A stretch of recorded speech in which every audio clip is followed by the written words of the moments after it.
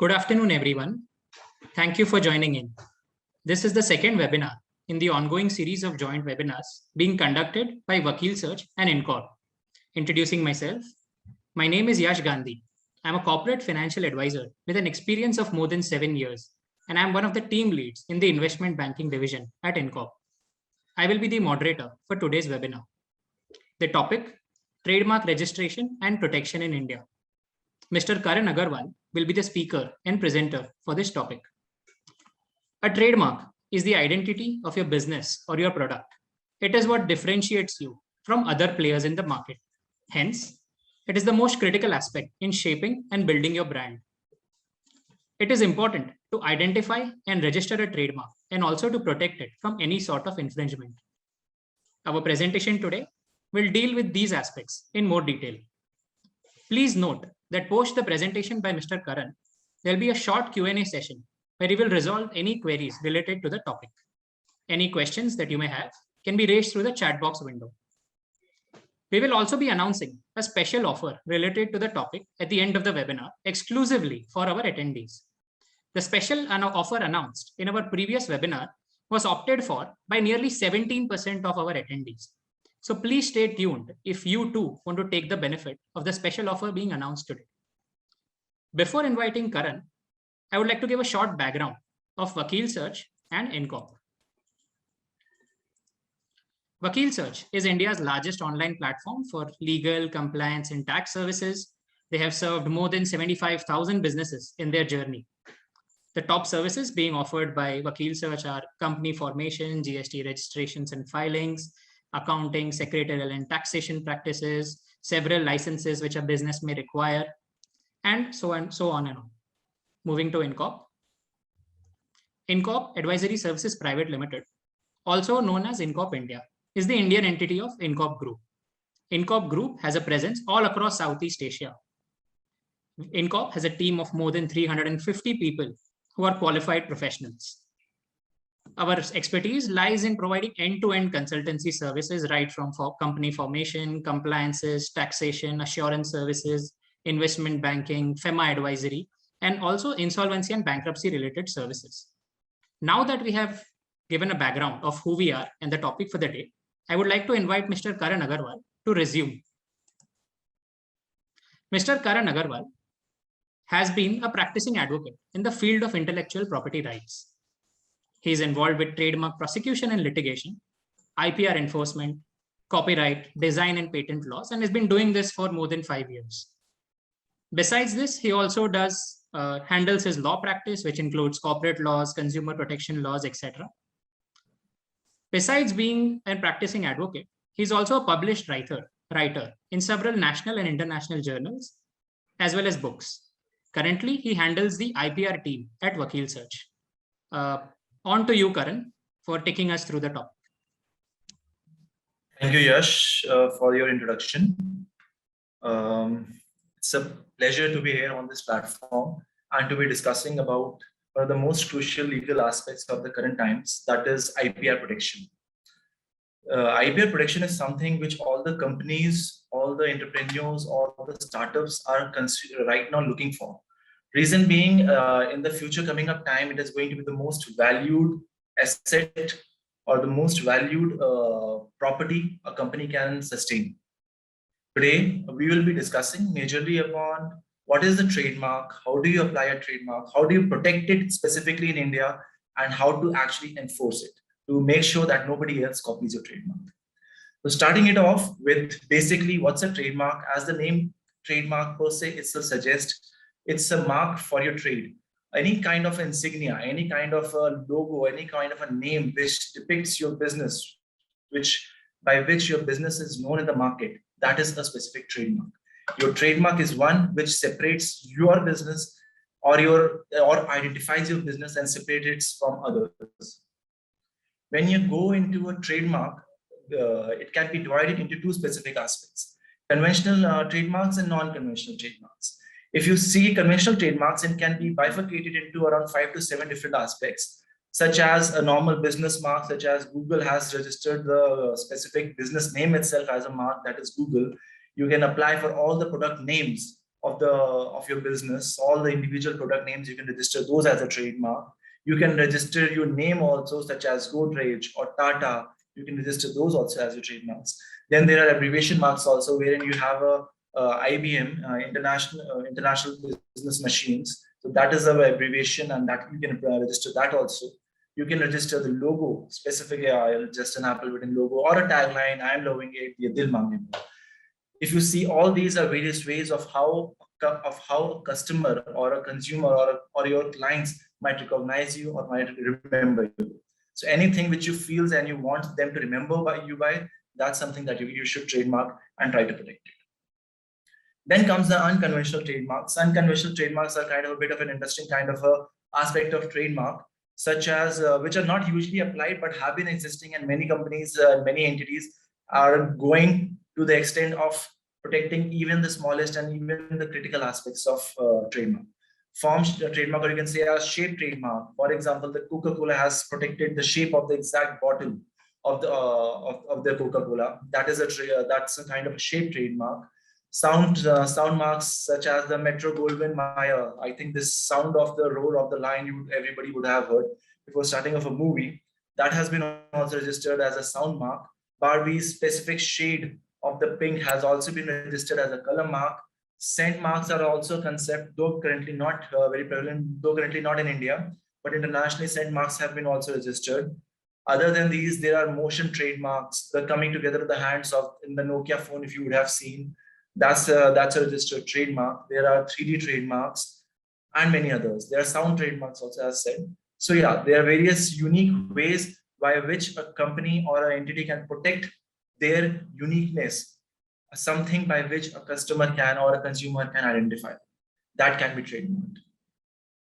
So as earlier I was talking, what can be trademarked, here we'll be talking about what can't be trademarked. This is actually one of the most basic aspects and which people usually falter at when applying for a trademark. You should generic words. You cannot apply bread for selling a bread. You cannot apply apple for selling an apple fruit. Those are generic words, so you should not apply those. Anything offensive or anything offensive to the citizens of India, any mark which is similar to an existing trademark. Whenever you're applying for a trademark, one person has to actually analyze if there is already an existing similar trademark or an already existing identical trademark existing in the trademark records. If it contains any scandalous or any obscene content, or if it is in violation of the Emblems or the Names Act. So these are very few, around 4 to 5 pointers that you have to do a proper due diligence to. Your mark that you're applying for is not being violated on these 4 to 5 grounds. Now coming to what you should do. The most critical aspect in the market is people who are applying the trademark, they should analyze this as to how to actually create it. Before you apply, before you are actually starting a brand name, you have to visualize a kind of a mark which is unique and which sets you apart. And to choose that mark, there are some things that you have to keep in your mind. Firstly, make a coined word. Coined word means you can say in a way, get a word which is a non-dictionary word, something unique, combination of 5-10 things which has no dictionary meaning anywhere across the world. Such kind of words have a higher chances of acceptance before the government trademark office. Use an arbitrary term. As I earlier said, you cannot use Apple for selling Apple fruits. You can use Apple for selling Apple computers. You can use Apple for any other things, but not for Apple fruits. Do not use arbitrary. Try to use arbitrary terms and not something which is directly related to the exact goods. When you are conceptualizing a mark, you should have a futuristic aspect also as to how are you going to expand, what all countries you are going to expand, how are you going to promote. Right now, many entities are going online right now. They are trying to sell goods not only in India but internationally. Hence, whenever you are conducting trademark, whenever you're planning or trying to launch your brand, and if you have a future that you want to expand it across the world and not in one city or one state or one country, you have to make sure that you have the trademark available, not just in that one place, but across all the countries, and apply the trademark accordingly in all the relevant countries, not only in India, but foreign countries also accordingly. Hence, when deciding, make sure your mark is available to be applied in all the countries, not just in India. As I said, few don'ts, what kind of trademark you should not apply for. For example, superlative words. Don't apply for premium, gold, deluxe. These are superlative words and the trademark registry won't be accepting it. Any distinctive word, you cannot apply for cooler for a refrigerator. You cannot apply exclusively for coffee shop for selling coffee. So such kind of descriptive words you cannot. Obviously, if you have a unique mark and you can add these things as a prefix or a suffix to the mark, but not you cannot have exclusivity over these words per se. Avoid similar trademarks. Similar trademarks is something which your specific lawyer or the IP expert would be able to analyze and tell you whether there are similar trademarks existing in the trademark register records or not. That's something you should make sure to do it, conduct it to actually analyze your risks in advance. Any direct reference to the character or the quality of the product, any common personal surname. Common personal surnames are very hard to apply until unless they have acquired some reputation in the market on account of continuous use. So be very careful when you're applying. Try to not do these things and do a proper search before you actually apply for a trademark. As I said, trademark is very important because firstly, it's something by which a customer identifies you. It gives you a legal protection. It gives you a legal identity. And most of all, it's an asset.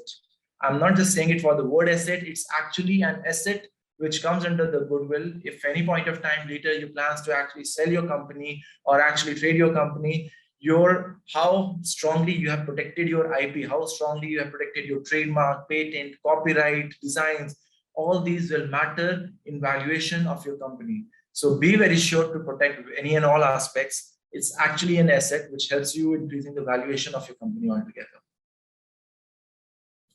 As I said initially also, it sets you apart from the crowd. A person, normal public would be able to recognize you once you have your IP or your trademark protected. If it is not, you are one among million. So try to set yourself apart. As trademark and IP, what I've usually seen a concept or a trend among the consumers is it's not something of priority and they try to do it a bit later. It's something that I or any other person, IP lawyer would talk to would advise not to. Reason being, there have been instances wherein person has launched the product, launched the business, and after that they are actually going to apply the trademark. By that time, it might be a possibility that that trademark might not be even available for you, and somebody might have already registered. You can see these are the two cases that has happened. One was a PS5.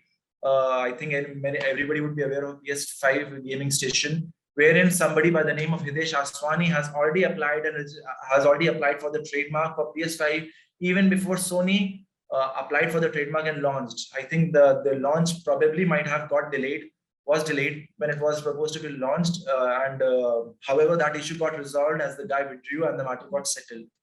However, Apple was not so lucky in China when they had a similar issue when they wanted to apply Apple for handbags and other leather goods. They lost the matter because somebody had already applied for iPhone per se for exact the bags and goods, and Apple hadn't.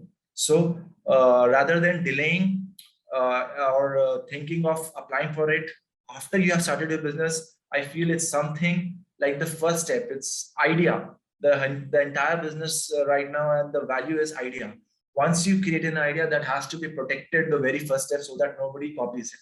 Hence, the protection of the idea comes through IP, and the idea can be protected through many other mediums, be it trademark, copyright, design, patent. So you have to make sure even before you start the business, your idea should be completely protected. When you actually start into the trademark, some of the most important symbols you would be coming across or you would be seeing on labels of the products are these. So just to give you a brief, just what do they mean and what is the relevance of them? If you can see the TM insignia, TM sign, this mark is used once you have applied for the trademark, you have got the trademark application number, you can start using the TM sign on top right corner of your logo. It's an insignia or an indication for the public or for everybody to know that you have right in this mark and you have already applied for this mark. Secondly is the R logo. R logo is you can use on top right corner of your logo, stating that your mark is registered. Once you have received a registration certificate, you can apply the R insignia on top right corner of your logo, and you can remove the TM. With respect to the C logo, it has no relevance with respect to trademark. It has relevance with respect to copyright. Usually people confuse, so hence I mentioned it here, that it has no relevance with respect to trademark. Once a copyright gets registered, you can use the C insignia on top right of that. Similarly, for service marks, if you see, when you apply for a trademark can be categorized for two different goods, two different aspects. You apply for a trademark for a tangible good, you apply for a trademark for services. So for services, when you apply, for example, you are into the education business, you are having a school, in that you will use the SM sign, right? And if you're selling books, you will just use the TM sign. That's the difference. Going on ahead, this would be how your trademark will proceed through different stages. Once you apply for a trademark, this is how your mark will go through. I will be explaining these steps in a bit more explanatory manner of how trademark registration goes ahead. This is the government website wherein you have to apply for a trademark registration, ipindia.online.gov.in, wherein if anybody wants to apply, this is the website through which you can apply. Once the first step before you apply for a trademark is conducting a trademark search, as I initially also shared. The whole purpose of trademark search is to check whether your mark is available or not. As of date, every week, almost thousands of marks are allowed by the trademark registry. They release it in a trademark journal as a public notice that these are the marks that are being allowed. A trademark search is relevant as it gives a time, as it gives you analysis, as it gives you a report whether your mark that you want to apply or that you propose to apply is actually even available to be used or not. Hence, it gives you an alert of the potential risk. It makes you aware of any third parties who are actually existing in the market. It saves you time and money of filing a trademark. I've seen many instances, people who simply go ahead with filing a trademark, and at a later stage, they might get some objection or opposition or some other kind of issue because already an identical mark exists. Hence, have a proper trademark search conducted before you actually proceed with filing a trademark application. This is a basic page as to how a trademark application will be made. It will be applied on this website itself. Normally, a trademark takes something around 6 to 2 years. If the trademark faces no hurdles, it will easily complete within 6 months. If there are objections or some issues in the trademark, it will take something around 2 years. Validity of a trademark is for a period of 10 years. After every 10 years, the mark has to be renewed.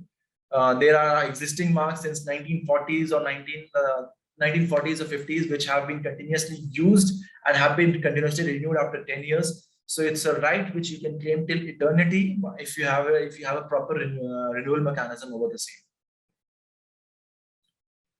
With respect to the documents required, now once you want to apply for a trademark, you need to have basic things: applicant name, what is your name, what is the business type, objective, what is the exact logo or the brand, your brand name, what is the exact brand name that you are put up on your products, what is the registered address, and again, once you provide these informations, what are the documents required? The documents required are signed power of attorney, identification proof, address proof, business proof.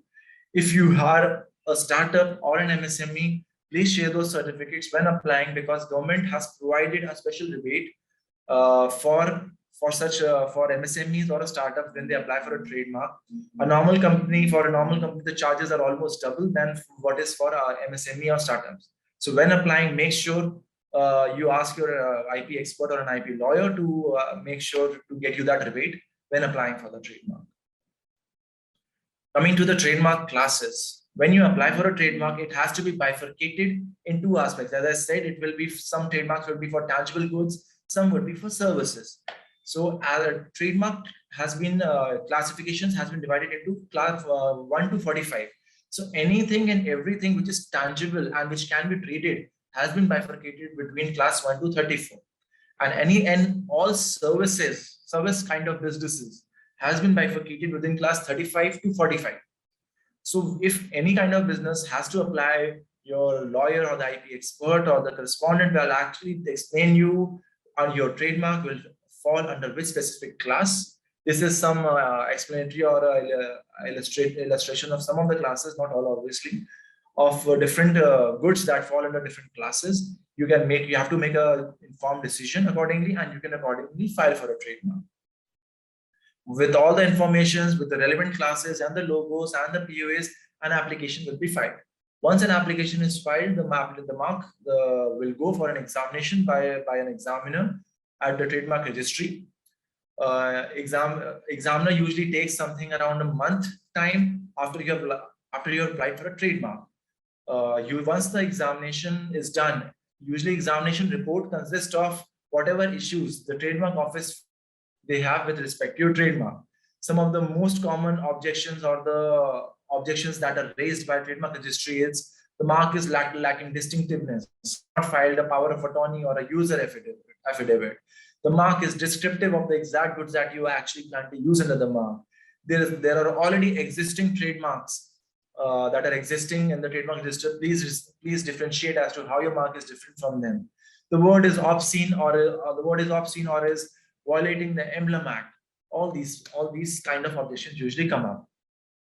Once you receive this notice, you have a period of 30 days in which you have to actually reply to all the objections that are being raised. Once you respond, the matter goes for further analysis. Once that analysis is done, it will be two-way. Either the mark will be accepted and directly go for publication. If not, the matter will be put up for a hearing. Purpose of a hearing is wherein the hearing officers try to analyze whatever further doubts they had. Once we have responded to their objections, trademark hearing only usually happens if they have any further doubts or confusions. In the hearing, we usually try to overcome all these doubts, all these objections that were initially raised, or if they have any additional objections with respect to a trademark, all those objections are handled. In a trademark process, the maximum number of hearings that are allotted are 4 hearings, not more than that. Within 4 hearings, all the trademark registry usually make a final decision whether to allow this mark or to refuse it. Or usually a lawyer, along with all the legal precedents and documents, argue the matter, and accordingly the matter is accepted or it gets refused. As said earlier, if the matter gets accepted after a hearing or before a hearing, it will go for a publication. Publication is a concept wherein a trademark journal is released by the trademark registry every week.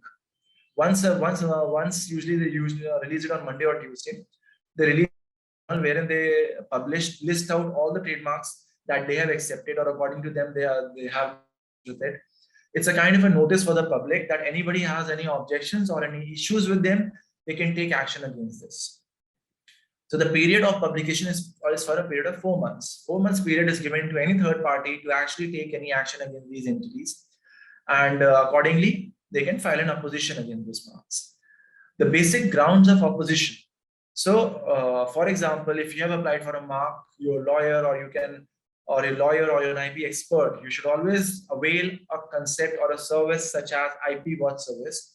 IP watch service is a concept wherein the lawyer will actually keep a proper check and a regular watch whether a similar trademark has been applied for your mark by any other entity. And when it gets published, your IP lawyer will actually inform you, where sir, this is a similar mark that has been applied. You should take action against this. How does an IP opposition work? Is it's a kind of a petition that you have to file before the trademark registry. The basic grounds of opposition is the mark should be deceptively similar. It can be descriptive. It is applied for a bad faith. It is causing confusion. You have a well-known mark and it is violating your well-known mark. All these very basic claims, and that you are the prior adopter also. Prior adopters are the most important grounds. The trademark law runs on one of the most important principles is whoever is the prior user of a mark. So you are able to show that you have been using this mark in this much time, and somebody has applied a mark subsequent to you or is trying to register a mark subsequent to you, you have an upper hand and it's suggested to actually file an opposition. There have been many cases wherein entities have not actually taken proper steps in taking opposition against different entities, and their mark has by that time become generic, and now they are not being actually able to stop third parties from adopting that same name or similar names, and now their mark has become generic. So be very sure, have a proper watch service to have a continuous regular watch of your mark, whether any similar trademarks have been applied to any other entity or not.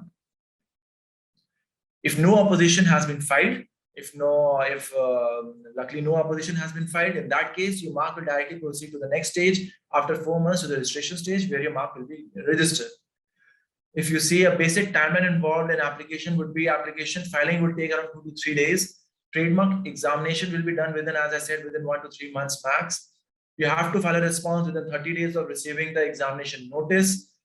Application, once you have filed a response, they will take the examiners will take their own time of reviewing our response, and after that they will publish it. 4 months time is for publication and for any third party to oppose the mark.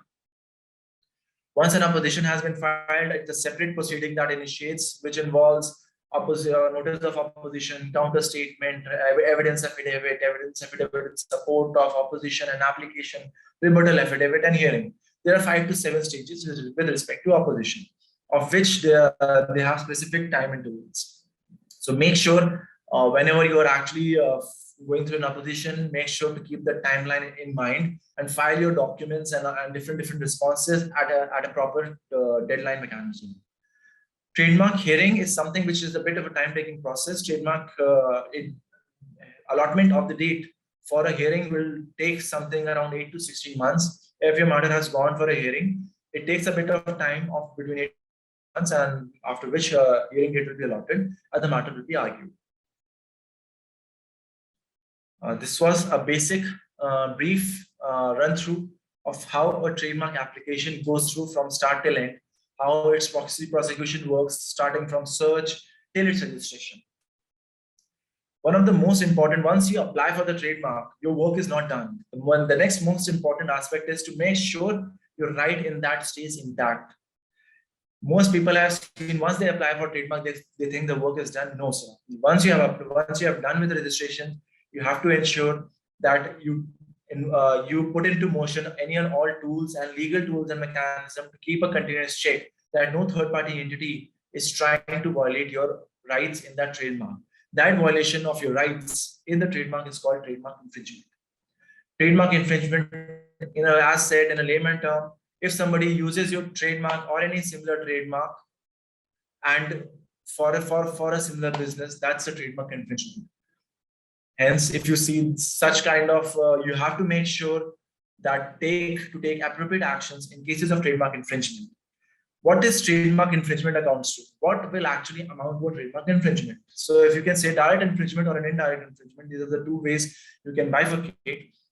In order to say that somebody has infringed your trademark, it has to qualify for 4 things. Firstly, it is done by an unauthorized person. You have not authorized person. It is not it is somebody, some third party with which you have no relation to.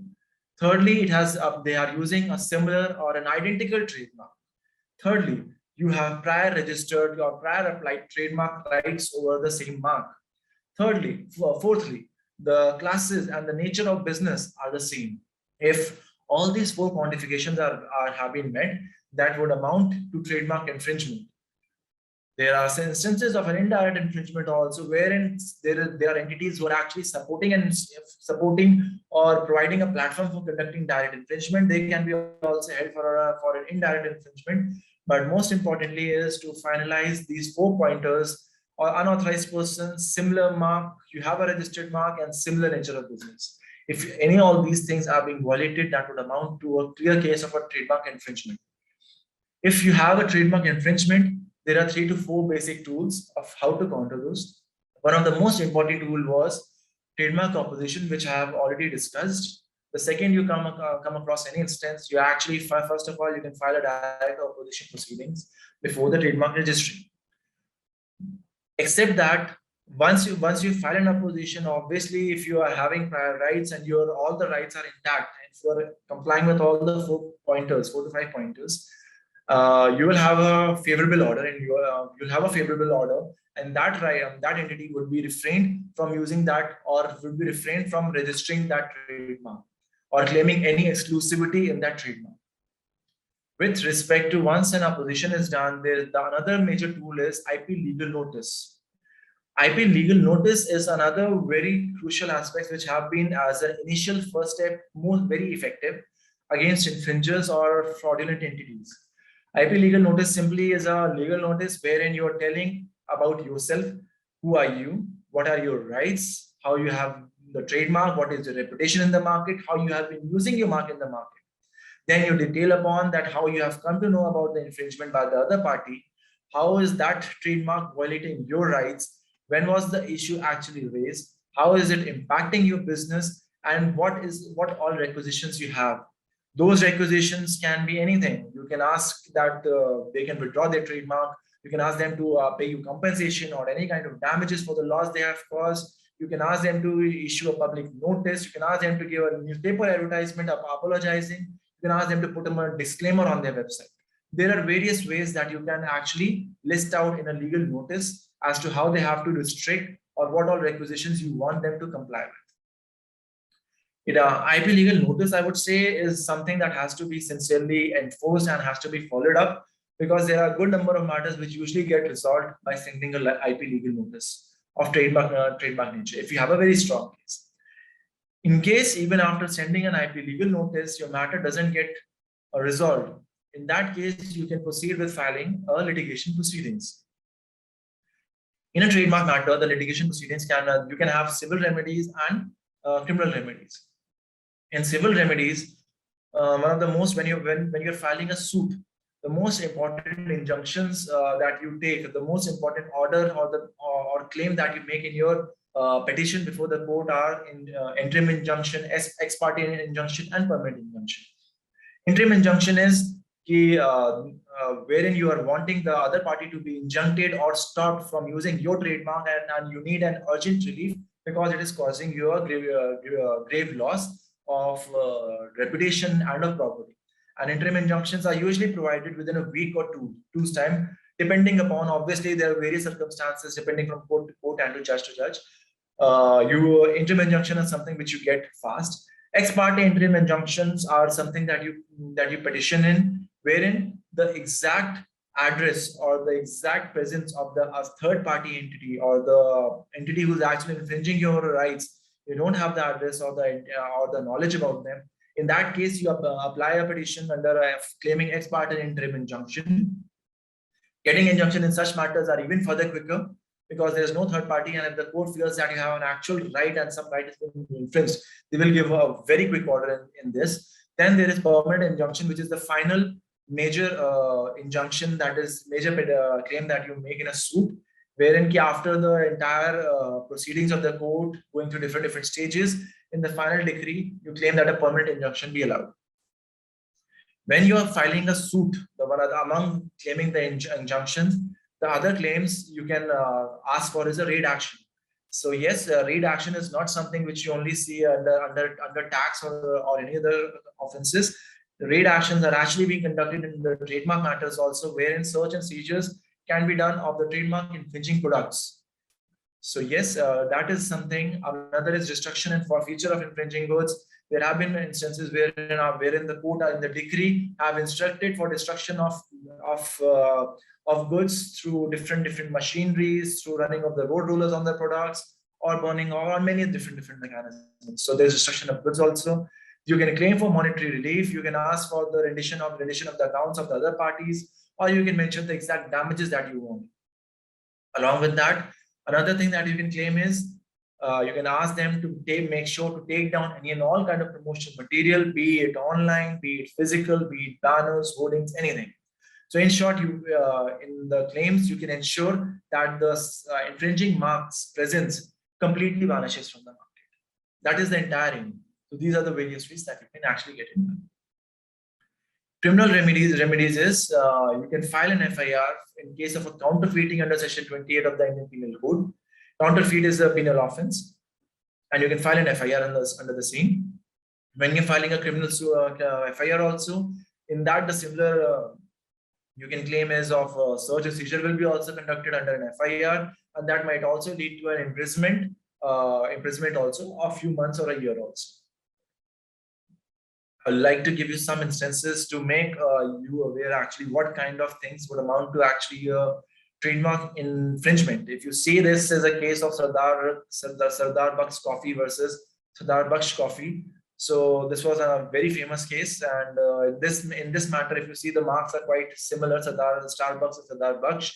The court finally allowed the entity to use the mark, but not as Sardar Baksh, but as Sardar G Baksh Coffee and Company.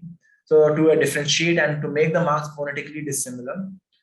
In this was another case of Bharat Pay versus Phone Pay, wherein the court held that the only similarity between the two marks is pay, and the mark has to be considered as a whole. And if you consider the mark as a whole, there are various differences between the two marks. So yes, again, this was an interesting case. If you see a case of Mountain Dew recently, it was a case wherein McFast beverages have been using the Mountain Dew from 2000, and PepsiCo adopted this mark in 2003. In this, the court held that whoever is a prior adopter will have prior rights. This is a very fascinating case. That order came out. It will be fascinating to see as to how the matter goes ahead in this. This was another major case that happened, wherein it was delivery versus delivery. The court held that delivery is quite distinct, and delivery can be considered as generic because it is similar to delivery, which is the exact nature of the business. So hence, the court allowed delivery to actually continue using the mark. The matter is still going on. In respect to this, Cutis Biotech was a Serum Institute of India. In the current times, I think everyone would be aware of Covishield. However, a case was filed by Cutis Biotech claiming right over the mark Covishield. They were using it for sanitizers and disinfectants. However, as Covishield is a common vaccine that is being inoculated to each and everyone in India as of now. The court, however, in this matter favored in favor of Serum Institute of India on few bases. Firstly, it had sufficient goodwill. Serum Institute has prior user. They were difference in goods. They were selling vaccines. They were selling sanitizers. And the importance of public interest in the vaccine, since everybody is getting vaccinated and it's something a major pandemic is on, such an issue would actually put a halt. Hence, the court ruled in favor of Serum Institute, and the mark Serum Institute can continue using the mark Covishield. This was another case. I think it's very evident of Dettol versus Deftol. It's another case of an infringement. This was another major case of Crystal Louboutin versus Pawan Kumar. I think it was considered as one of the landmark cases in the past few years, wherein the court allowed the exclusive registration of right over a color that will be used as the sole of a sandal. There was another entity or a local shoemaker who copied the entire concept and tried to put the exact red color sole on the bottom of the sandals. The court ruled in favor of Christian Louboutin, who actually conceptualized this idea.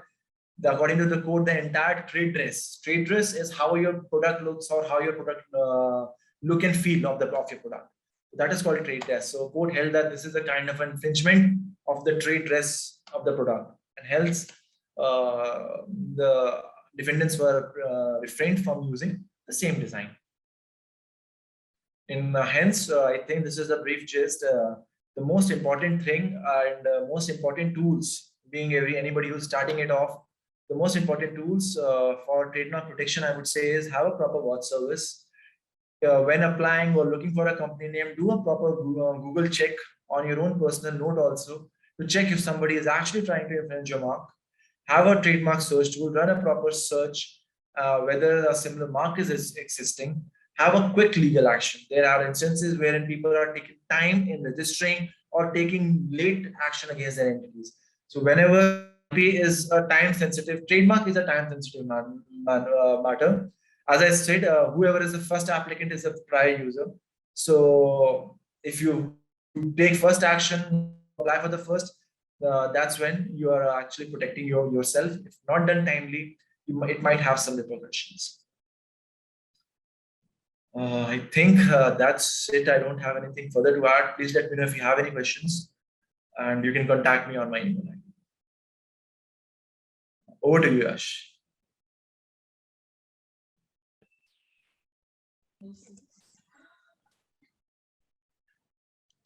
Thank you, Karan, for your elaborate presentation. I hope we were able to clarify most of what a trademark means and how we can protect it and how relevant it is for the growth of the business.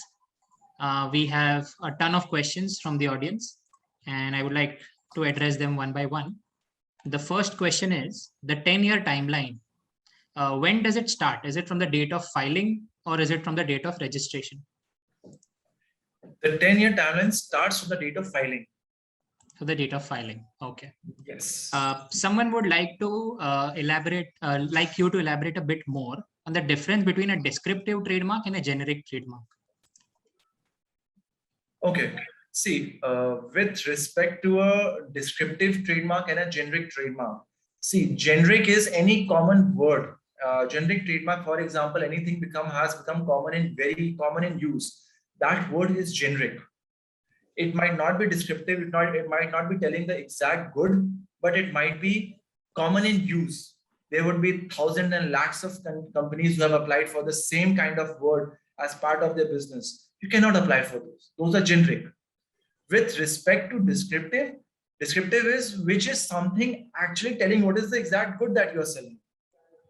As I said, you cannot use Apple for selling Apple. That is descriptive. So yeah. Perfect. What are the advantages and disadvantages of filing a trademark in class 99? If you can. Okay, with respect to that, advantages and disadvantages. Okay, see, there are various things. Yeah, when you apply, what is class 99? Class 99 is a class where you apply a single mark in multiple classes. So, but I usually recommend that you actually apply each mark in separate classes. There is a reason behind it. When you apply for a trademark in, for example, 6 different classes, it has chances that it might get objected by a trademark registry in 1 or 2 classes. However, your mark the trademark registry might not have found any objection in the remaining 5. Hence, if you apply separate trademark applications for all the different classes, your 5 will proceed at least, and your 2 will get objected, and you will have to take a process of responding to the objection, or if any hearing comes up. But your 5 will proceed. Hence, it's a bit of a speedier mechanism, which I would say, apply separately, and you at least which has no objection, that will go ahead. And with respect to filing a multi-class application has its own benefits. If you apply a single application, that is only one application that you have to monitor, that you have to take care of. There will be only one examination and one hearing, or for only one matter to cater to, not 7. You have to just keep a track of only one matter. So that is what. But yeah, personally, always go for separate. You will have a much faster protection. Yeah. Thank you. We have a question from someone who manufactures imitation jewelry. The person had registered a trademark under class 35. However, Okay. they supply to Flipkart, and Flipkart asked them to register their trademark in class 14. So they want to know what is the difference between the 2 classes. So I'll repeat the class numbers. One was 35 and second was 14. Okay. See, the reason the Flipkart would have asked is you are selling jewelries, and the relevant class for manufacturing or jewelry products is class 14. That is the basic reason the Flipkart questioned the fact or asked, okay, apply in class 14. That is the basic reason. Class 35 is basically for conducting of business. So your application is class 35 is more of a generic class. Class 14 is more of a specific class of your exact product what you're trying to sell. So that is one of the reasons the Flipkart would have asked you to apply for actually in class 14, and thereafter provide the details to. Understood. Someone has applied for a trademark for their name as well as their logo. Can the same trademark be used by another firm owned by the same entity, owned by the same person? No, again, Yash, I didn't understand what is the question. So if a person has registered a trademark, the trademark has been registered for the name as well as the logo of their business. Now, if they have another business, can this trademark be used for that business as well? Yeah. Okay, so you have applied, for example, you have applied for the logo A, you applied for the mark A, and your business is current private limited, and you can use this mark for your other businesses also. If you want to use the same mark under the name of any other company that you establish or your subsidiaries. However, make sure you have proper, you can say, authority or a proper agreement entered between between the entity who has applied the mark and the other entity who is going to use the mark as to the manner of use, as to the manner of use of the specific mark. So I Karan Private Limited, hereby allow Mr. Yash Private Limited to actually conduct business under this mark or use this mark for conducting these sales. So you have to enter a similar kind of an agreement for that. Understood. So basically, it has to be through an agreement, right? Or can it be done directly as well? No. It has to be done through an agreement. There can be a situation when somebody can question their user, or at a later point of time to prevent any kind of disputes within the company or between two entities. It's always preferable to have a proper registered a proper notarized agreement to it, as it will save you the maximum time and protect your rights to the complete. See, agreements is something that you have to ensure to get the maximum protection. Many people just try to do it orally. Don't do it orally. For every every kind of assignment of the right of trademark or IP, if you're allowing somebody to use your mark, you are allowing your distributors to use your mark or advertise on your behalf. Get into proper agreements for those. There are specific IP, specific agreements that can be entered for all those aspects. Whenever you're allowing somebody to use your mark, have it properly registered to prevent any later huge dispute, legal dispute. What is a device mark and what is a word mark? And what is the difference between these two marks? Okay, word mark is, for example, okay, Coca-Cola that I was showing. So Coca-Cola, Coca-Cola, Coca-Cola. If the exact alphabets as it is, that is called a word mark per se. And the way of writing Coca-Cola, it has on a red banner with C having a cursive COLA. The entire thing has a cursive way of writing. That is a logo. As I think initially I shared also that the Apple bitten logo, that is a logo. That logos are considered as device marks. All the logos are considered as device marks. It's a term that is used at the trademark registry. Device marks and word marks. Should one register a trademark before they use it or after they start using it? Before. See, again, as I think I tried to explain this, whenever you're trying to run a business, whenever you've created an idea, try to apply it before even launching it. There are instances people have actually launched the business, took a name, and somebody by the time you actually apply, somebody has already applied the trademark. So to prevent such a scenario, always beneficial at the time of conceptualization of your business, apply a trademark. It's not it's not a heavy investment, but it's an investment which can reap you out huge benefits at a later stage. Can a domain name be registered as a trademark? Yes, domain names, obviously, you have to get a domain name basically. But if your domain name is your trade, is your business, that can be registered as a trademark. For example, yahoo.com or Google or google.com, they would have registered their domain names because that is their exact business. So if you're having a business, you're selling it online, you have created a website, and which is how consumer and public recognizes you, you can register it. So a trademark registration has to be renewed every 10 years. What happens if someone forgets to renew this after 10 years or they miss the deadline? See, if somebody misses the deadlines, see how the trademark renewal work is. For example, the 10 years, from the date of filing, the 10 years will be calculated, and you can renew the trademark. Your mark would be available to renew 1 year before that, and even after the 10 years has completed and you have not renewed it, 1 year after that also. So you have a buffer period of 1 year after the 10-year period to actually renew your trademark.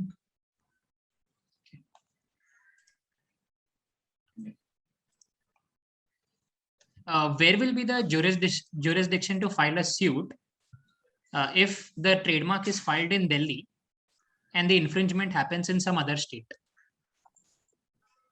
Okay. With respect to trademark law has provided a specific concept as to normally where you can file a suit, you can file a trademark, and you can file a suit wherever the cause of action arises. Cause of action means wherein the actual act or wherein the actual infringing act happens.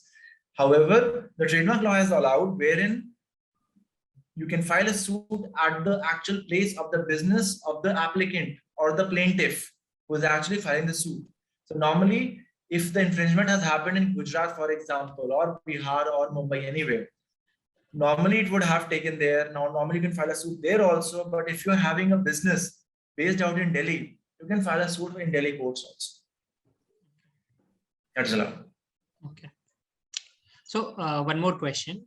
In case someone has not registered their trademark, but they do have an identity, if someone else starts using that form of branding or that product or that logo, whatever is their brand image, is there any recourse for their protection if their trademark is not registered? See, even if your trademark is not registered, yes, you can still initiate. Obviously, your case won't be very strong, but yes, if you have prior user without having a registration also at that point of time, you can still initiate some of the other kind of proceedings, such as a legal notice or even court proceedings stating that this entity is passing off. So there is a concept of trademark infringement. There is a concept of passing off also. That is, this entity has copied off your trademark, how your trademark look, what is the trade dress of your mark, your product, and is trying to sell the goods therein.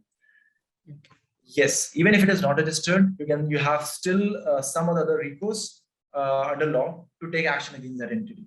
But again, this recourse will actually depends upon case-to-case basis, which can be reviewed after seeing the documents. At the time of trademark registration, does the business line or the product have to be mentioned in your registration? This question is being asked in case the company or the individual decides to change their business after a few years. Does anything happen to that trademark? See, when you apply for a trademark, you have to mention the exact goods or the nature of business that you have to apply for. That is what the trademark classes bifurcation is 1 to 34 and 35 to 45. Yeah. Okay. And if at a later stage you are changing your entire business and your goods are going to change altogether, you have to apply for a fresh trademark. You cannot use the same mark. For example, earlier you applied for the mark for selling clothes. Later you want to sell fruits or water bottle. You have to apply for a separate trademark for that. You cannot use the same trademark application. Okay. So there's a question that what should be the first step by someone who receives an email from a lawyer claiming that the trademark of their client has been infringed upon? So what should be their first step after this email? See, if you have received, firstly, check whatever the information that has been given for any consumer, any client. If you have received such a notice, do a basic perusal on your own on Google. Google is there. If you cannot find anything, you would be having a basic trademark lawyer from whom you have initially filed your applications. Check with that lawyer. What is the recourse that they should do? What is the exact scenario in this matter, and what can be the recourse? Or you can simply consult the specific entity who has sent you that letter to elaborate on that matter. What is the exact issue? How is the trademark infringement happening? Once you are aware what is the level of infringement, the mark is identical, somebody is counterfeiting your words, somebody has applied for a similar mark, you can accordingly decide on the legal recourse. You can go for a legal notice, you can go for an opposition, you can go for a legal suit, depending upon the facts again. What is the time frame it takes for renewal of the trademarks? How soon before the 10-year expiry are you supposed to apply? 1 year. 1 year you can apply 1 day even before the deadline happens, so that there's no embargo on it. So with 1 year before the 10 years expiry, the portal gets open and you can apply for the renewal. Okay.